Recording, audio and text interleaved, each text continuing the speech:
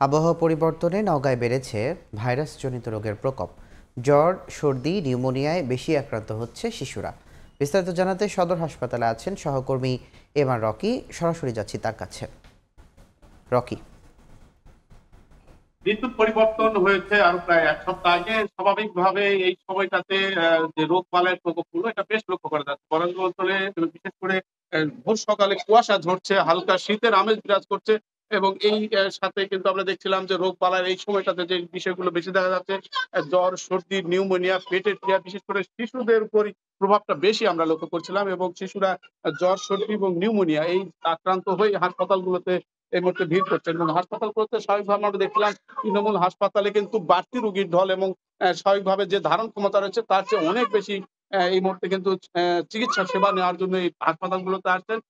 ফলে চিকিৎসকরা বলছেন এটা মূলত আবহাওয়াজনিত কারণে এই রোগের বাড়তি একটা প্রকোপ দেখা যাচ্ছে এবং এই ক্ষেত্রে আসলে সচেতনতার উপরই তারা জোর দিচ্ছেন এবং এই সময়ে যে বিষয়গুলো বেশি প্রভাব ফেলে থাকে তা হলো দিনে এক ধরনের রোদের প্রখরতা বাড়ে, আবার রাতে কিন্তু হঠাৎ করে প্রচন্ড ঠান্ডা অনুভূত হচ্ছে এবং ভোর সকালে এই ঠান্ডাটা বেশি ঝরছে, বেশি থাকছে।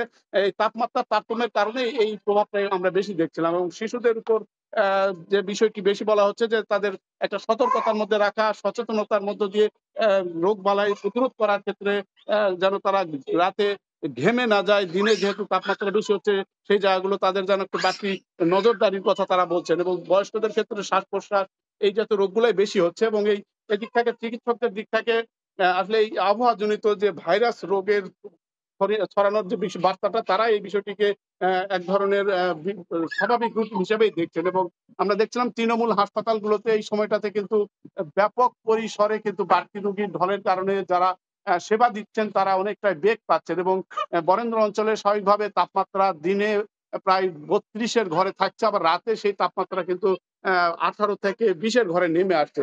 এই ৮-১০ ডিগ্রি তাপমাত্রার একটা তারতম্য এই সময়টাতে এই রোগের প্রকোপের কথাটা কিন্তু বেশি বলা হচ্ছে এবং এই জায়গায় আমরা দেখছিলাম যে শিশুদের যেহেতু বাড়তি রোগের প্রকোপ, শিশুদেরকেই সচেতনতার মাধ্যমে এই বিষয়গুলোকে নিয়ন্ত্রণের দিকেই চিকিৎসকরা বাড়তি একটা জোর দিচ্ছেন এবং বিভিন্নভাবে সচেতনমূলক বিভিন্ন তারা কিন্তু এই তৃণমূল পর্যায়ে কমিউনিটি হাসপাতালগুলোতে তারা বার্তা ছড়ানোর চেষ্টা করছেন।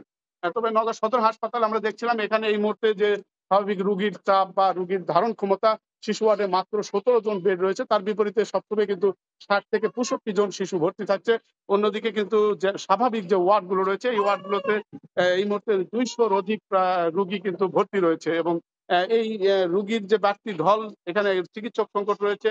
এছাড়া কিন্তু বিভিন্ন সমস্যার কথাও রোগীদের দিক থেকে অভিযোগ করা হচ্ছে।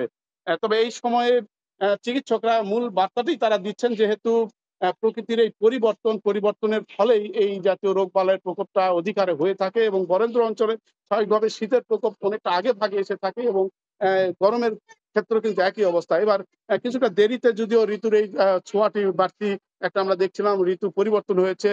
তবে নভেম্বরের আগেই এই ধরনের একটা আবহাওয়ার বড় ধরনের তারতম্য কিন্তু এই মুহূর্তে আমরা দেখতে পাচ্ছি।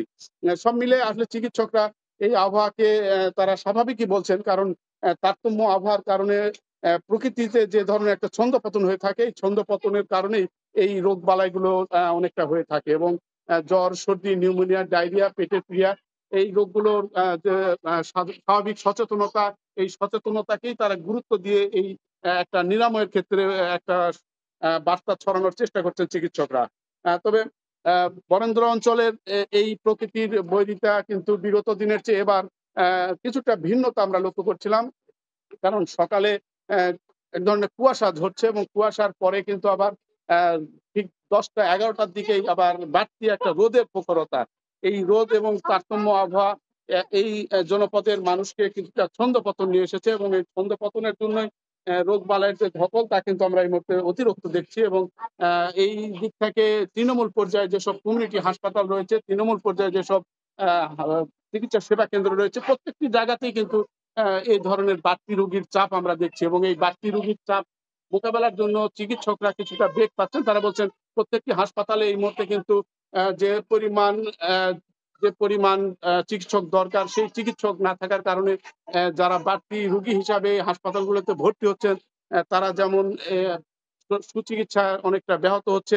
অন্যদিকে যারা এখানে চিকিৎসা দিচ্ছেন বাড়তি রোগের কারণে তারাও কিন্তু অনেকটাই ট্রাবল ফিল করছেন এবং হাসপাতালগুলোতে এই মুহূর্তে আমরা দেখছিলাম ডায়রিয়া, নিউমোনিয়া রোগের যেসব উপকরণ দরকার সেই জায়গাগুলোও কিন্তু অনেকটাই সংকটের কথা তারা বলছেন এবং এই হাসপাতালগুলোতে বিভিন্ন সমস্যার কথাই কিন্তু ভুক্তভোগীদের দিক থেকে বলা হচ্ছে। বিশেষ করে একদিকে বেড সংকট, অন্যদিকে যে পরিমাণ এখানকার সেবা পাওয়ার কথা চিকিৎসক সঠিক সময়ে আসছে না। যারা আসছে তাদের দিক থেকে আবার নানা অভিযোগের তীরই কিন্তু ছোড়া হচ্ছে এবং সুচিকিৎসার ক্ষেত্রে আসলে আরো জনবল বাড়ানোর কথা বলছেন। আরো এই জায়গাগুলোতে চিকিৎসার যে উপকরণগুলো দেওয়া দরকার সেগুলি তারা দেওয়ার কথা বলছেন এবং হাসপাতালগুলোতে এই বাড়তি রোগের ঢলের কারণে সব মিলিয়ে আসলে প্রকৃত সেবা থেকে অনেকটাই দূরে থাকার অভিযোগই করছেন চিকিৎসকদের বিরুদ্ধে এবং এছাড়া এই হাসপাতালগুলোতে আরো রোগের যে প্রকোপের ফল আগামীতে আরো বাড়তে পারে এমন কিন্তু চিকিৎসার দিক থেকে বলা হচ্ছে। এই ছিল নওগাঁ সদর হাসপাতালে বাড়তি রোগের চাপের খবর আমার কাছে। সরাসরি যুক্ত ছিলাম নওগাঁ সদর হাসপাতালে।